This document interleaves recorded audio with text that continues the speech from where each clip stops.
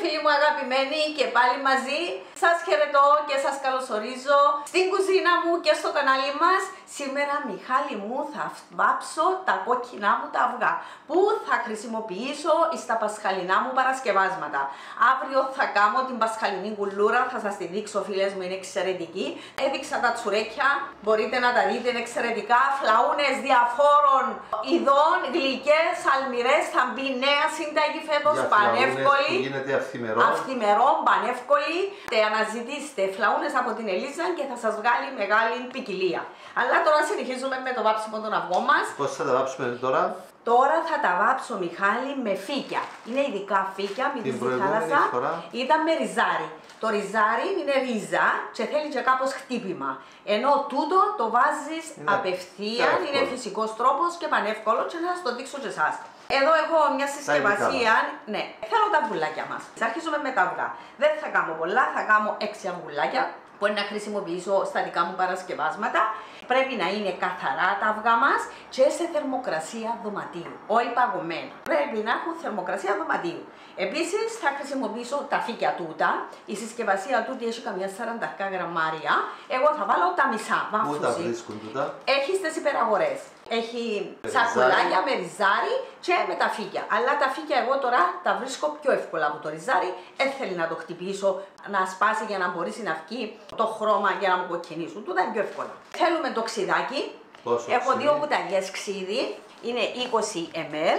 Το ξύδι βοηθά να καθαρίσουν τα αυγά. Αλλά και για το χρώμα. Το κέλυφος, μπράβο. Αυτό. Και βοηθά να εισχωρήσει το χρώμα καλύτερα στο σόφλι. Ναι, να εισχωρήσει το χρώμα, αλλά να έχει και ωραία λάμψη. Να είναι ωραίο. Να γυαλιστερό ωραίο. Και το αλάτι. Το αλάτι είναι σχεδόν μια κουταλιά, είναι περίπου καμιά 10 γραμμάρια. Και για να μην σπάζουν τα αυγά στο βάψιμο, βοηθά στο κέλυφος του αυγού, αλλά εγώ πιστεύω ότι βασικά πρέπει να μπει μία στρώση αυγά, να μην μπουν πολλά και μπορεί να βράσουν, να χτυπά το έναν το άλλο, και η φλόγα μας, η φωτιά μας, να μην είναι δυνατή, ώστε να χοροπηδούν μέσα στην κατσαρόλα. Συμφωνείς, Μιχάλη μου? Ναι. Οκ. Και τώρα πάμε με την εκτέλεση. Βάζω τα φύκια. Βλέπεις την καλοσύνη? Είναι φύκια. Μυρίζει θάλασσα. Είναι ειδικά φύκια, και έχουν ένα χρώμα εγκόκκινο που να γίνουν με τούτα. Έχει και άλλα υλικά που μπορείς να βάψεις. Βάζω τα φύκια. Ανοίγουμε τα λίγο έτσι για να... εντάξει, εγώ σκεφτήκα και ανοίγω τα.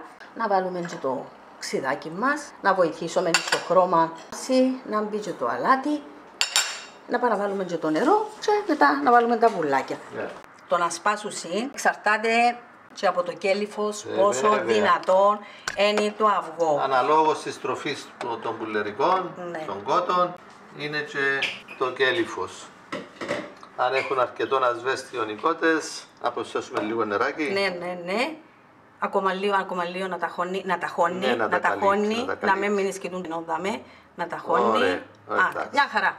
Και πάμε με τη φωτιά μας.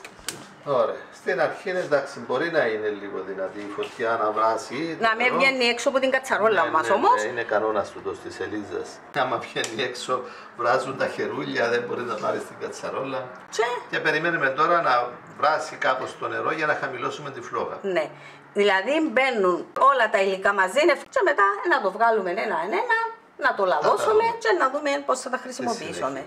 Άρχισε να βράζει το νερό μας, θα χαμηλώσουμε τη φλόγα στο ελάχιστο, να μην ανακοινούνται και να μην τσουγκρίζουν μεταξύ τους για να μην μας σπάσει κανένα. Λοιπόν, άρχισαν να βάφουν όπως βλέπω. Θα πιάσουμε ώρα, Λίζα, μείνουν τουλάχιστον έτσι ένα 10 λεπτό. 10 με 12 λεπτά.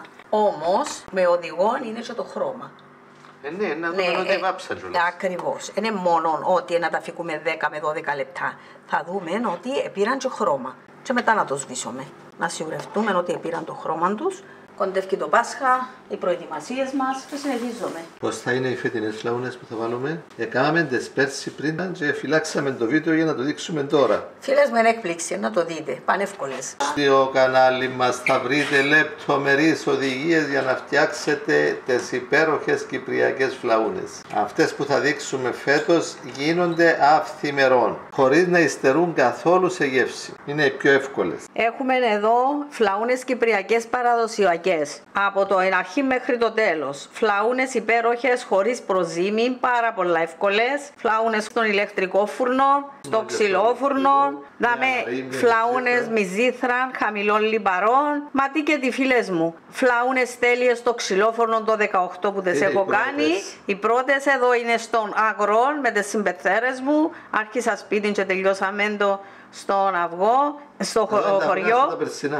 Εδώ είναι τα αυγά με ριζάρι, πασκές εξαιρετικές, παφίτικες πασκές για το Πάσχα. Είναι γέμιση φλαούνας, αλλά μέσα έχει και κρέας. Είναι εξαιρετικές, πάρα πολλά ωραίες. Είναι τα καλιτσούνια τα κριτικά, τα έκαμα με κριτικές, είναι εξαιρετικά και είναι ανεβατά, είναι με προζύμι. Επίσης έχουμε τις σούπες μας. Έχουμε έτοιμη την φανταστική σούπα λουβάνα, φαγί μάλλον, που μου υπεραρέσει. Τούτη για τις νηστείες, για το Πάσχα, έχουμε την εξαιρετική αυγολέμονη. Ναι. Και να μπει φέτος και η μαγειρίτσα, όπως τη φτιάχνω εγώ. Πανεύκολοι φίλες μου και να την κάνετε. Χαμηλώσουμε κι άλλο.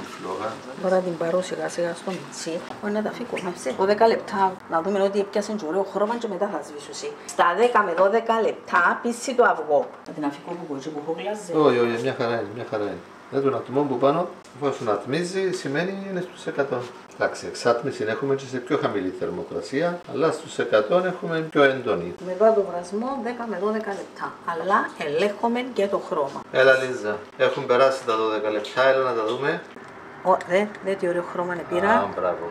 Να δείτε ότι πήραν το χρώμα, δεν θέλω να τα μετακινήσω πολλά και να τα σπάσω. Τώρα που τα τέλειωσα, δίνω τις φίλες μου περίπου 15 λεπτά να δείτε να πάρουν το χρώμα και μετά να τα σβήσετε και θα τα αφήσω να κρυώσουν έτσι και μετά να τα λαδώσουμε και να χρησιμοποιήσω τζάμε που θέλω. Τι έγινε τώρα? Άμα δεν τη χρώμα. Τελειώσαμε.